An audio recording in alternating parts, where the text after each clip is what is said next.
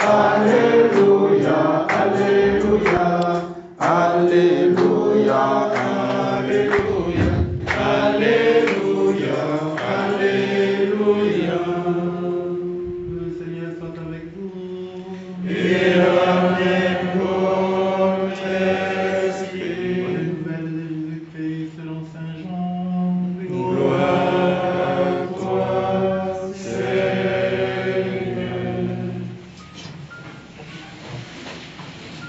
Après avoir lavé les pieds de ses disciples, Jésus parla ainsi. Amen, amen, je vous le dis, un serviteur n'est pas plus grand que son maître, ni un envoyé plus grand que celui qui l'envoie. Sachant cela, éloignez-vous si vous le faites. Ce n'est pas de vous tous que je parle, moi je sais quels sont ceux que j'ai choisis, mais il faut que s'accomplisse l'écriture. Celui qui mange le pain avec moi m'a frappé du talon. Je vous dis ces choses dès maintenant, avant qu'elles n'arrivent. Ainsi, lorsqu'elles arriveront, vous croirez que moi je suis. Amen, amen, je vous le dis. Si quelqu'un reçoit celui que j'envoie, il me reçoit moi-même. Et celui qui me reçoit celui qui m'a envoyé. Acclamons la parole de Dieu. Alléluia, Alléluia, louange à toi, Seigneur Jésus. Alléluia, Alléluia, louange à toi, Seigneur Jésus.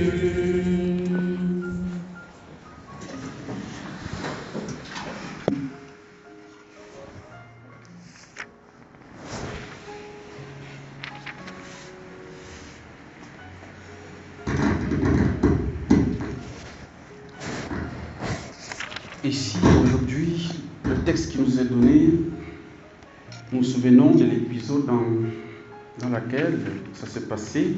Nous sommes le jeudi saint. Jésus, où il lave les pieds de ses disciples, puisqu'on l'a annoncé à l'entame de la lecture de ce jour de l'évangile, après avoir lavé les pieds de ses disciples.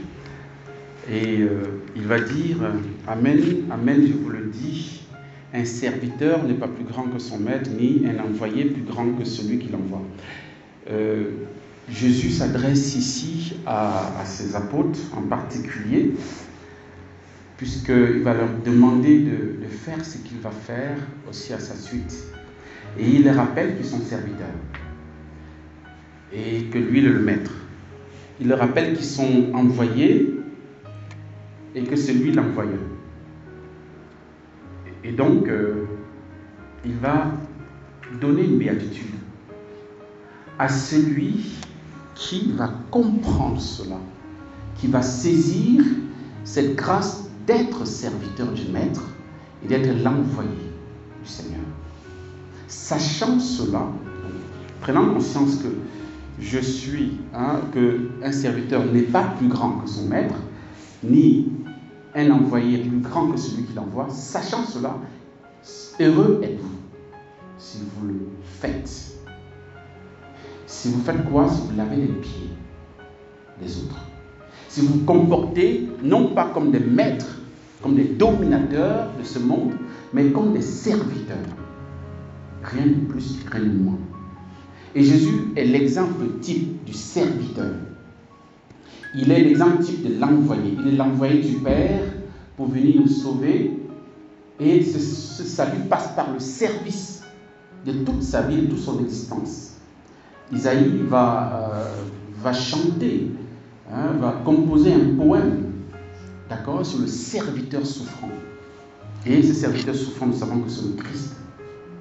Et donc, le serviteur, et ça il faut le garder, et ce qu'il dit à ses apôtres, c'est une béatitude pour vous de prendre conscience que vous, en étant serviteur, vous allez servir dans la douleur. Ça doit être une joie. Ce serait important parce qu'il dit c'est bien de le savoir, ou bien d'avoir ça en conscience. Qu'être serviteur, ça ne veut pas dire être chaque jour en veste 4, je ne sais pas quoi, 4 épingles, je ne sais pas comment vous appelez ça, mais en tout cas avoir des belles choses, les choses les plus chères, avoir la voiture la plus luxueuse du monde, avoir un château. Ce n'est pas ça être serviteur. Ce n'est pas ça, être un serviteur.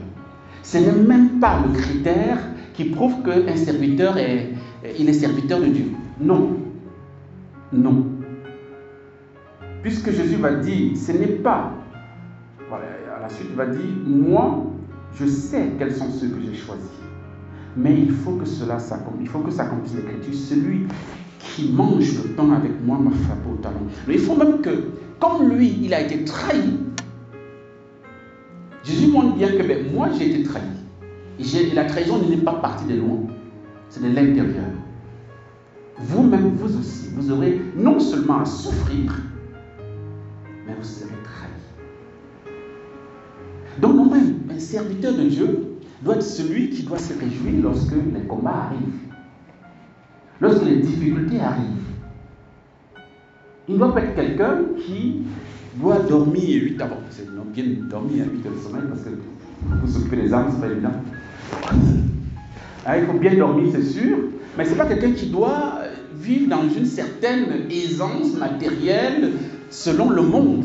Non, il n'est pas appelé à ça. Il est appelé à servir et donc à être dérangé. Un serviteur, j'ai oublié de garder le sens étymologique, mais en tout cas, je crois que c'est comme l'esclave. Parce que quand la Vierge Marie dit je suis la servante du Seigneur, sur le thème étymologique dit je suis l'esclave du Seigneur. C'est parce que bon, vous ne pouvez pas choquer nos oreilles, nos sensibilités contemporaines. On a mis serviteur, servante, quoi. Je suis la servante du Seigneur. Mais sinon, je suis l'esclave du Seigneur. Est-ce qu'un esclave a des droits? Au sens radical du terme, est-ce qu'un esclave a des droits? Non, il n'a que des devoirs. Il n'a que des devoirs. Il doit passer son temps à servir. C'est ça un serviteur de Jésus. C'est ça celui qui est appelé par Jésus et envoyé, choisi par lui. Et frères et sœurs, Jésus nous a montré ce chemin par toute sa vie. Il n'a pas cherché les honneurs, il n'a pas cherché les premières places, il a cherché à servir jusqu'au bout. Donc priez pour vos prêtres, priez pour vos serviteurs, en fait pour vos serviteurs justement, priez pour ceux qui sont à votre service. Qu'ils soient des serviteurs, véritablement. Et qu'ils acceptent dans leur vie qu'il y ait des croix.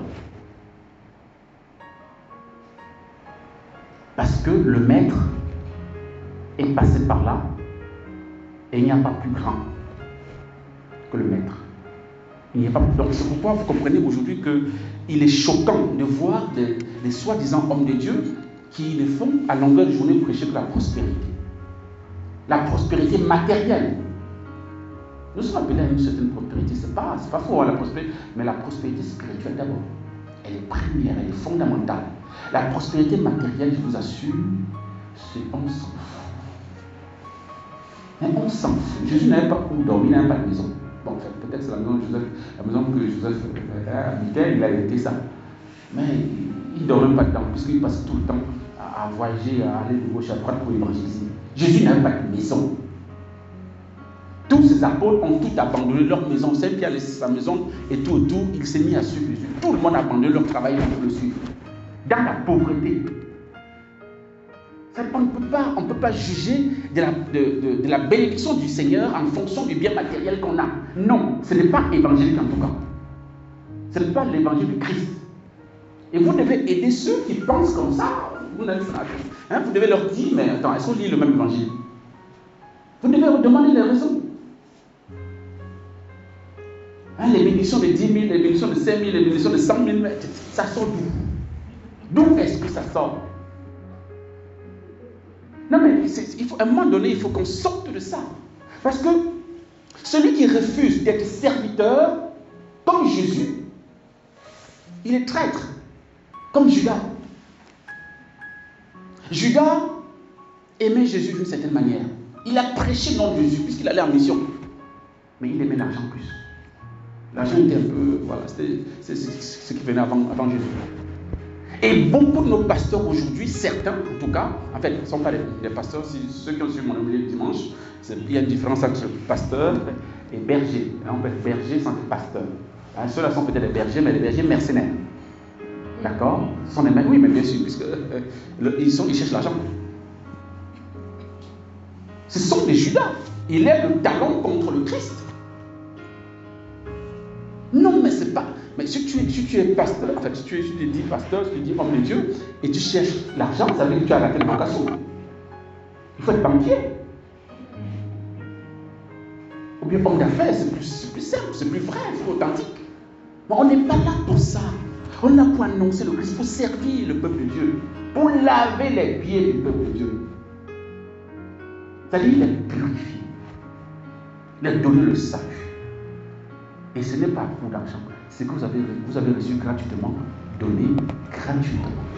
Sans cette monnaie pas. Et le Seigneur dit, le serviteur mérite son salaire. Il s'occupe de toi. C'est pas que l'argent va tomber du ciel, il n'y a pas une banque au ciel. Hein? Mais il passe par ses enfants. Et c'est là la finale, n'est-ce pas, du texte, où il dit, et là il s'adresse au peuple de Dieu, en général, il dit, si quelqu'un reçoit celui que j'envoie, il me reçoit moi-même, et celui qui me reçoit celui qui m'a envoyé. Donc Jésus promet que ne vous inquiétez pas, vous serez reçus. Et ceux qui vont recevoir l'homme de Dieu, en tant qu'il est homme de Dieu, en tant qu'il est pasteur, en tant qu'il est serviteur, c'est Jésus qui reçoit, et ça ne s'arrête pas là. Avec Jésus, tu reçois le Père. Donc c'est la Trinité que tu reçois. Rien de moins, frères et sœurs. C'est la totale. Et nous célébrons une sainte aujourd'hui, une grande sainte, un géant. Un géant. C'est une Catherine des Siennes. Elle est tellement géante que elle a vécu l'âge du Christ. Elle est morte à 33 ans. Et elle était unie à son Christ que dès son jeune âge, je crois que ce n'est pas 14 ans si je ne me trompe pas, elle a eu un mariage mystique avec le Christ, où elle a reçu une alliance. Mais elle seule voyait l'alliance. Elle avait une alliance qui l'unissait au Christ. C'est pourquoi à 16 ans, elle a décidé d'entrer dans le tiers ordre dominicain. Et c'était une femme de feu. Elle était mystique, contemplative, active, charismatique, tout ce que vous voulez, mais en tout cas, elle avait tout. En fait, c'était une femme de feu. De feu. Et elle a été impliquée dans toute l'histoire de son époque, tant sur le plan politique que sur le plan ecclésial. Elle a écrit à des rois, elle a joué de médiatrice entre les peuples, entre les sociétés en guerre et tout ça, les clans en guerre. Elle a joué de médiatrice. Dans l'église, une église à son époque avait 3 papes, rien de moins. Le vrai pape s'était réfugié à Avignon, en France. C'était chaud à Rome, donc il a fui. D'accord? Et Catherine des Siennes lui écrit, lui dit, rentre à Rome. C'est pas ta place là-bas. Tu fais quoi là-bas? Tu dois rentrer à Rome. Sur le siège de Pierre. Tu dois être près de Pierre. Tu vas faire quoi? Tu fais quoi là-bas? Elle a écrit, le gars ne bouge pas. Elle s'est déplacée. Elle a ramené le pape à Rome. Elle avait 29 ans à l'époque. Non, mais c'est une femme de poigne. C'était une femme de feu, quoi. Et elle n'a jamais été à l'école. Elle est docteur d'église. Vous allez me demander pourquoi, comment, c'est comme ça, elle a fait les deux.